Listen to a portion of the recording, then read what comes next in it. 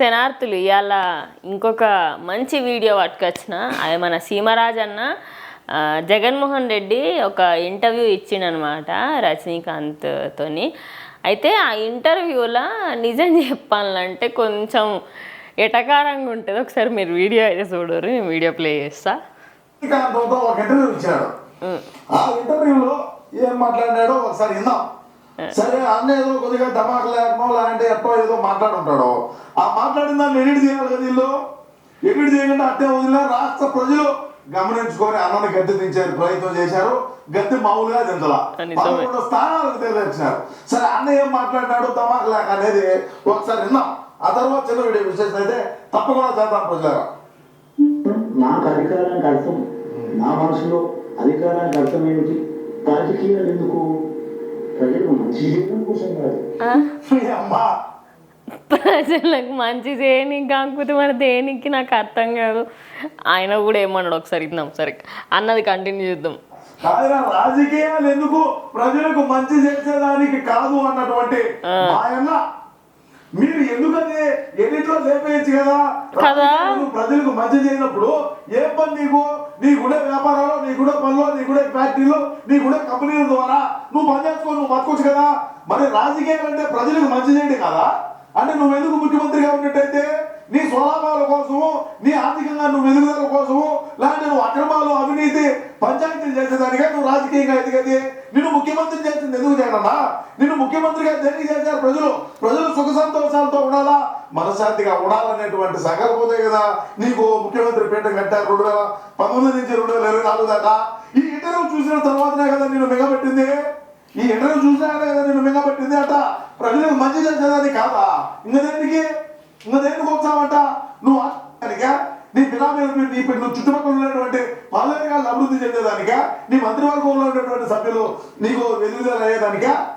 దేనికి వచ్చినారు? చేసింది అదేలే. నువ్వు ఏం చెప్పినావో అదే చేసినావు. నేను దాన్ని తప్పే పట్టమోను కూడా. నేను తప్పు పట్టాల్సిన పని కూడా ఏం లేదు.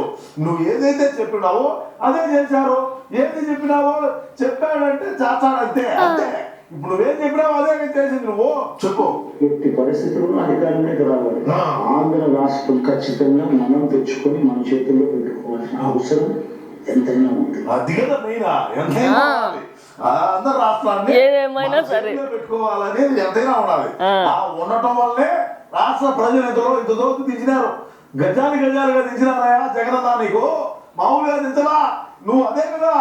నాకు తెలుసు ఏదో ఒకటి ఉంటాయని.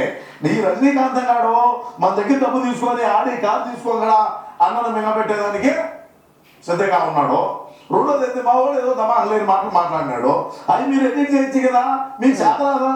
లేకపోతే అన్న మింగబెట్టాలని ఏమన్నా ఇది ఒక ప్లాన్ ప్రకారం ఏమన్నా ప్రణాళిక ఏమన్నా చేసినాడా? నిజంగానే మొత్తంగా వీడియో మొత్తాన్ని ఇప్పుడు అన్నయ్య చెప్పిన దాంట్లో నిజానికి అది ఎడిట్ చేసుకోవాలనుకుంటే చేసుకోవచ్చు. కానీ ఎడిట్ చేయకుండా ఉన్నట్టు అట్లనే పెట్టేసరికి అంటే ఇప్పుడు నువ్వు జనాలకి ఏం చెయ్యవన్నమాట. మరి నువ్వు ఏం చేయనప్పుడు మరి నీకు నేను ఓటెందుకు వేయాలా, అసలు నేను ఎందుకు గెలిపియాలని జనాలు కూడా అనుకున్నట్టున్నారు. అందుకే 11 సీట్లు ఇచ్చి ఇక ప్రతిపక్ష హోదా కోసం బాగా కష్టపడుతున్నాడు ఇప్పటికే. ఇక దానికి సంబంధించి మొత్తం మాట్లాడుకుంటే మీరు ఇలా చూస్తున్నారు కదా. ఆయన ఇంటర్వ్యూకి ఇచ్చిన తర్వాత కూడా ప్రజల కోసం ఇట్లా ఏం చెయ్యము, మేమేం చెయ్యమని ముఖం మీద చెప్పబట్టే. దాని తర్వాత అటు ఈయనేమంటున్నాడు, ఎట్లాగించి ఆంధ్రానే నాకు గుప్పెట్లో పెట్టుకో. మరి నువ్వు అంత చేయాలనుకున్నప్పుడు ఆంధ్రాని గుప్పెట్లో పెట్టుకోవాలి అంటే గెలవాలి కదా. అట్లనే మంచి పనులు చేయాలి కదా. అది కాదు ఇది కాదు, అవ్వ కావాలా బువ్వ కావాలా అంటే ఎట్లా ఏదన్నా ఒకటే వస్తుంది, రెండు రావు అట్లా. ఇక ఈడ ముచ్చట ఏంటంటే మొత్తంకి అటు ఎమ్మెల్యేలను అలా ఉన్న వైఎస్ఆర్సీపీ వాళ్ళు అందరికీ మంచిగా పైసలు ఇచ్చి మంచిగా మేపారు. ఇక లాస్ట్కి ఎటు కాకుండా అయిపోయి. సో మొత్తంకి అయితే ఇది మొత్తం వీడియో చూసిరు కదా. అన్న ఏమంటుండంటే ఇక ఏమంటారు ఆయన ఇక ఇట్లనే ఉంటుంది. నెక్స్ట్ టైం కన్నా 2030 కన్నా 2039 కన్నా అర్థమేమో అన్న ఆశతోని అన్న ఎదురు చూస్తున్నాడు. ఇక ఇది ఇవాళ వీడియో. ఇంకో వీడియోతో మళ్ళీ కలుస్తాం.